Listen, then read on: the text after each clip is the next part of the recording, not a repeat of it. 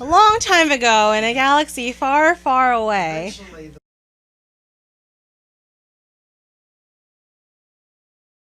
So Vic and I first met when our mutual friend Aaron Longfield invited us and a lot of friends over to his place for parties. I'd known Aaron for a really long time, and he had become friends with this younger crowd. So when I started hanging out with Aaron more frequently because a bunch of my close friends had graduated, that's how I met Darren and all of his friends. We kind of met around the time I first started drinking in college, and I was meeting a lot of new people. And He wasn't much of a drinker, and he didn't play like the stupid games that we played. So like he would come to these parties and like hide and read a book or something, and I was like very confused. she started hanging around with more and more of my friends, so we knew each other.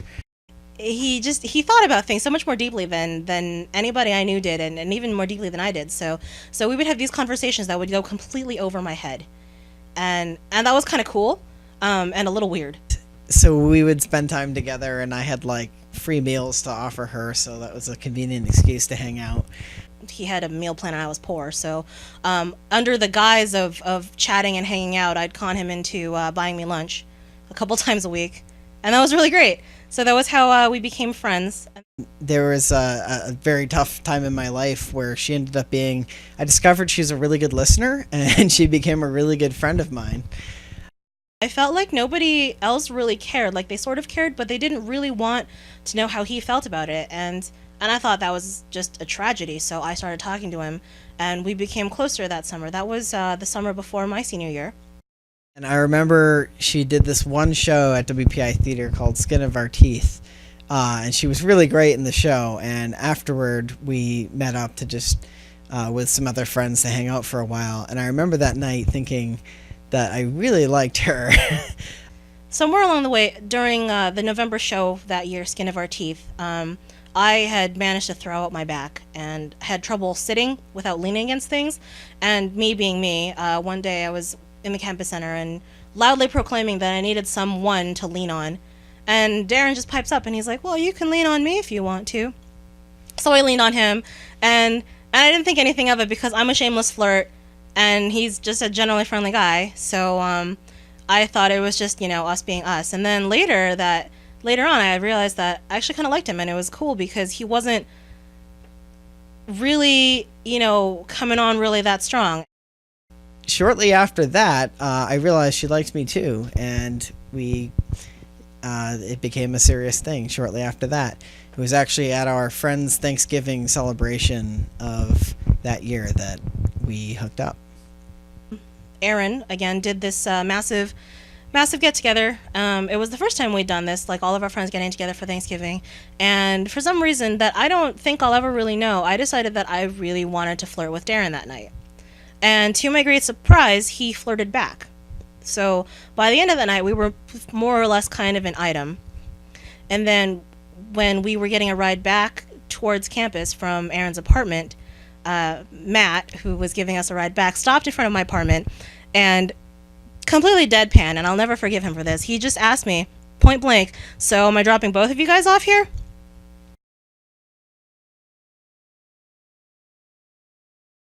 Because it was so unlike any of the other relationships that I had, in that like we really cared to get to know each other. So like after that, he basically unofficially moved into my apartment, and that was cool because we got to hang out a lot. We were both so busy with school, we never saw each other during the school day, so it was awesome just being able to hang out like from dinner time onward, like all night long, and just talking, and sometimes like watching TV or like playing my roommate's video games on my roommate's GameCube. That was how long ago that was.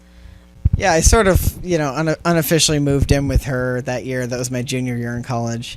I had a perfectly good dorm of my own, but for many reasons, I didn't want to be there as much as at her place. So, yeah, she had a big apartment, and we spent a lot of time together there. And actually, one thing I remember, I don't know why this sticks out of my mind so much, but the first time I ever cooked for Darren, I made my mom's recipe for peanut butter noodles, which I'm pretty sure I messed up, but it still tasted pretty good. And I served it to Darren as he was sitting on the floor in my apartment in front of my roommate's TV, playing my other roommate's copy of Metroid Prime on the GameCube. And he really appreciated it, which was new because I'd cooked for other people before, but it was just like, oh, thanks. And he was, and Darren was definitely like, this is so awesome. Thank you so much. So I think that was when I decided that I really liked cooking for people that I cared about. But then the first half of the next semester, I was out in London. So we were actually had a long distance relationship for 7 weeks after about 7 weeks of relationship. So that was interesting. But when we came back, we went right back to being a very close couple, which I guess was a really good sign for us. It was like a strange long distance thing. We still email each other and tried to catch each other online, but that didn't happen all that often because I was so busy. I was like trying to finish up my senior thesis and directing a show and trying to get into grad school, and it was a crazy time. But then he came back and it was almost like he'd never left at all. I mean, we still did our thing during the school day and then met up around dinner or after dinner, depending on if I had rehearsal or meetings or whatever, and we would just go back to my place. And actually often it was a strange tradition, but we would stop at the Quickie Mart on the way back to my apartment and get I believe it was Gatorade and Slim Jims, and we would share those every night together walking home towards my apartment, and then we would just chat all night.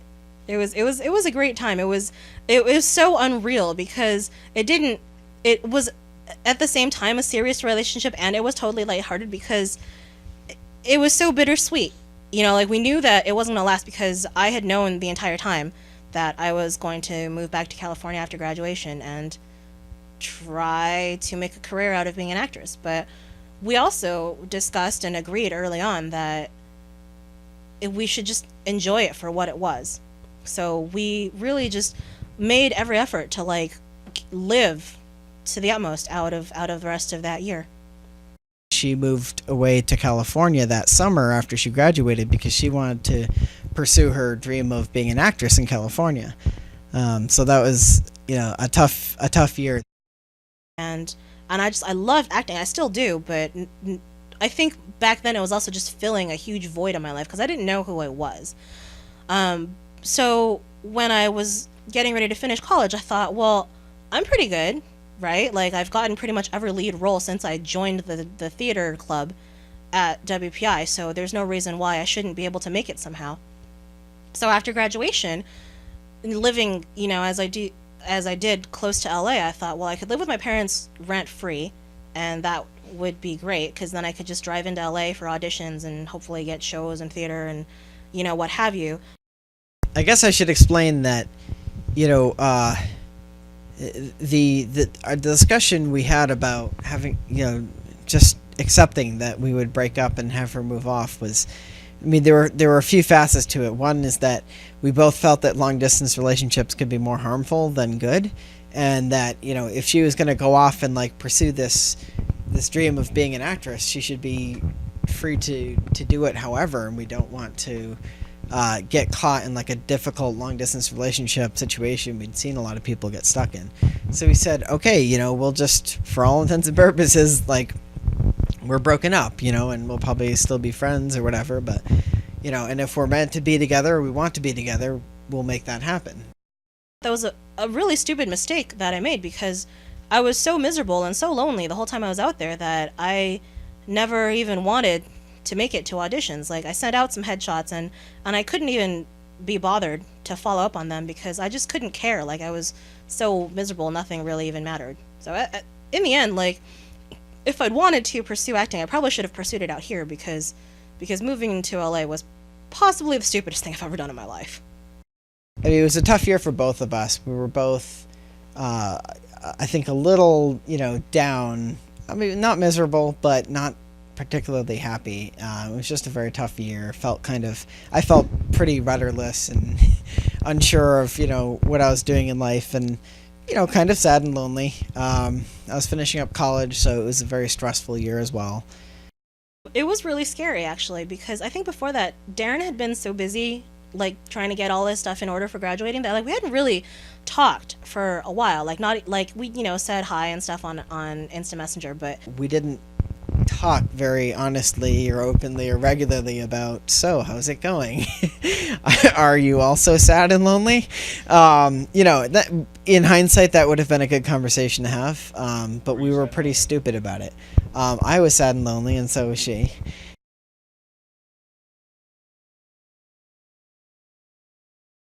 My senior year, I was going to visit my mom in Hawaii, and it turned out my flight was going through LAX.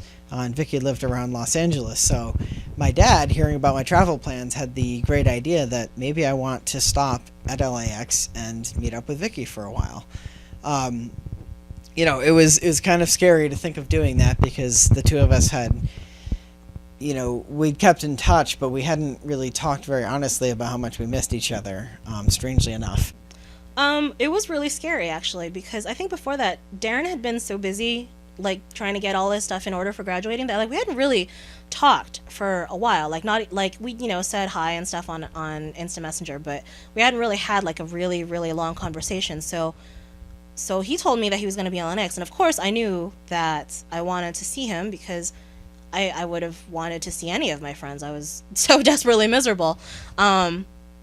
But it was also just scary because like I knew that I hadn't moved on. Like I tried to, I'd gone out for drinks with friends and attempted to flirt with other people very badly. I wasn't very good at it, but it just nothing made sense the way that me and Darren made sense. So I just never even tried to move on. But at the same time, like we were, for all intents and purposes broken up. So it was a really weird thing for me. Like, and I didn't really know what to do or what to think about it. So that morning, I do remember I bought him breakfast. I got like a bagel from my favorite bagel shop and like a protein juice. And I brought it to LAX with me because I knew that he'd be hungry after his plane flight. And I didn't have an agenda, but I just knew like the moment I saw him and like the moment we hugged, I was like, this is what's supposed to be. Like this is how things are supposed to be. Like we shouldn't have ever been apart. We shouldn't be apart. It's just not how it's supposed to happen. And I just knew that we had to figure out a way to be in the same state again at some point. That was kind of the backdrop of that. Once we realized that, okay, yeah, this was a mistake, let's correct it. Yeah, it was just a question of kind of like when and how. I was of the mind, and this is what I said to her, that, all you have to do is get out here and we'll make the rest work out. You're a talented, hardworking person. You can get a job doing anything, to pay rent, and that's all that is really required. The rest between now and the rest of our lives we'll figure out. Yeah, and so when she got the chance to do the show and come back, the rest just fell into place. She worked hard to find a job, and she did, and then everything kind of went on from there. And how you moved in together?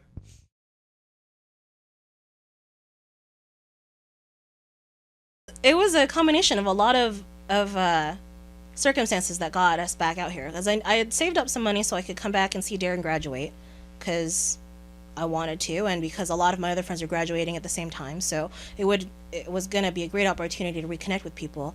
And then, as it turns out, another theater alum had gotten a show into the Samuel French Festival off Broadway, and our old director wanted me to be involved. So between that and the show and graduation, I had a great excuse to be in Worcester for like almost an entire summer, and that was in 2004. So I took that opportunity because it was a heck of a lot better than being unemployed in LA. And I spent basically every moment that I wasn't in rehearsal or designing costumes or drumming up publicity and fundraising for the show. I spent every spare moment that I had trying desperately to find a job in Worcester so that I could stay. And it worked. By the end of that summer, I had performed on stage in New York City, and I had gotten a crappy job as a bank teller in Worcester, which was a full-time job, and it let me stay out here. And we've been together ever since. Well, right. So she effectively moved in with me at my place with Darius, and she ended up paying some of the rent for the next door apartment where his girlfriend was living. So it was this weird thing where like two people lived in and paid for each apartment, but not the people who were on the lease. It was 4 people and 2 apartments, but the people who were on the lease weren't in each other's apartments. And so that was our first place, and it was on Avalon, and the place was a dump. But luckily, a couple months into that, it didn't feel lucky at the time, but luckily, a couple months into that, Darius decided that he and Daria wanted to live together, and so that forced us to find a place together. So we said, yeah, we're not a big fan of this, so we're going to get a new place too. Because we didn't want to stay there.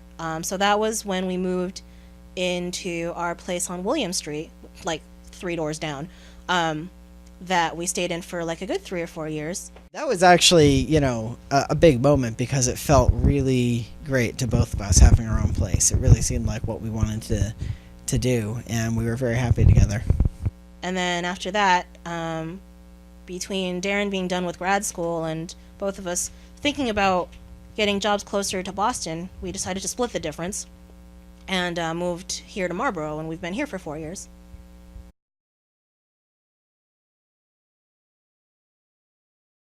So I met her parents when we went to stay with them. We visited California. I don't. My parents at my graduation.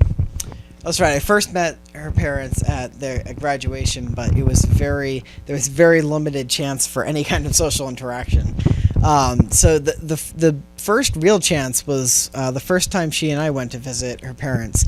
Her dad set up a big meal with a bunch of her relatives. So what had happened was I had requested that us and my parents go to like this one restaurant that I really, really liked. It was like a 4 or 5 star restaurant, and it had just like my favorite food ever. So unbeknownst to me, my dad decides to make this a family reunion, and we show up, and there's like 14 other people there, only half of whom I actually know. I know they're all related to me, but I haven't like met half of them. So it's this giant family reunion, and I've forgotten most of the Chinese I ever knew in my life, so I wasn't even sure what was going on. And then there's Darren, and he really doesn't know what's going on. He's like met my parents, and there's a couple other people who look vaguely like me. And so 12 people, and it was at this Chinese restaurant in a very like authentic Chinese neighborhood. I got the feeling I was the only white person who'd been there at least that month, and so the food was like all new to me. I had to put on my bravest, I like trying new food, spirit. I couldn't even tell what we were eating. It was really ridiculous. So this food comes out, and again, like the entire wait staff, like they were hovering around the edges of the room. Like I swear Darren was the first white guy they'd ever seen in their lives. And about an hour into the meal, after the soup comes out, like someone like sneaks in and puts a fork next to Darren, and like I can tell that Darren's shocked by this because he's like, "What, was I not doing okay with these chopsticks?" And I was like, I don't know, but I think that they had been searching the entire time for like the one fork that was in the building. They might have had to run across the street to the supermarket and buy that fork. They brought me out a fork. I didn't request for one, but they spent a long time looking for it. So when they put it down, I just thanked them for it and continued to use chopsticks. I guess, though, the worst case, I could have taken it as an insult that I'm doing it wrong. Just use the fork. But I don't think they meant it that way. So it was just so funny because it was such a crazy amount of culture shock, and like I didn't know what was going on. Half of the people were like speaking in Taiwanese, which I don't even speak, and the other half of the time they were speaking in Mandarin, which I sort of understood but wasn't able to translate. So it was just me and Darren like in the sea of people that I was related to that I didn't understand, which was so strange. It's not even, well, actually it's hilarious, but it was really surreal at the time. So like we spoke to my cousins who have also grown up in California and can speak English, and like my cousin's boyfriend, who was very nice and helped explain what in God's name was in front of us that we were putting into our mouths. And that was it. Like we didn't really talk to my aunts and uncles, and my grandfather, bless his heart, tried to speak English, but was mostly speaking gibberish. Apparently I did well because I got along well with her family, and I liked most of the food, and I impressed people when I asked for seconds or pretty much helped myself to seconds, because it was just one of those giant tables with a big lazy Susan. You just spin it around, more soup, all right, so I guess I kind of fit in pretty well.